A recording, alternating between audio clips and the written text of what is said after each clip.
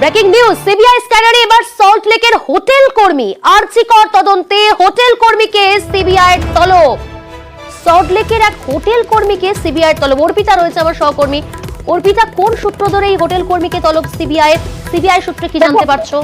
দেখো, আর্চিকরে খুন এবং ধর্ষণের মামলাতে এবারে কিন্তু হোটেল কর্মী বা হোটেলের উপর এবার নজর সিবিআই এর। তার কারণ এই সন্দীপ ঘোষ ঘনিষ্ঠ আশিস পান্ডে এবং তিনি কিন্তু অভিজ্ঞদের চিকিৎসক অভিজ্ঞদেরও তিনি ঘনিষ্ঠ এবং সন্দীপ ঘোষের ডান হাত বলে পরিচিত এই আশিস পান্ডে তিনি ঘটনার পরের দিন অর্থাৎ দেহ উদ্ধারের দিন 9ই আগস্ট তিনি সন্ডেকে বিধাননগর এলাকায় তিনি একটি হোটেলে ছিলেন এবং তিনি কিন্তু ওয়ের মাধ্যমে তিনি বুকিং করেছিলেন।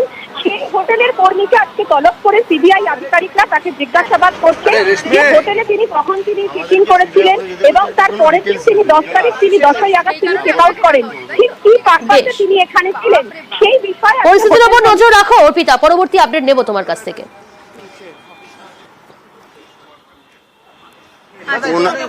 কাগজটা আমাকে দিন। 9 তারিখে ওনার গেস্টের নাম আছে আশিস কুমার পান্ডে। ঠিক আছে, ওটা আছে 9/8/24। আশিস কুমার পান্ডে হ্যাঁ একদিন ছিলেন, পরের দিন উনি চেক আউট করেছেন। এবার ওনার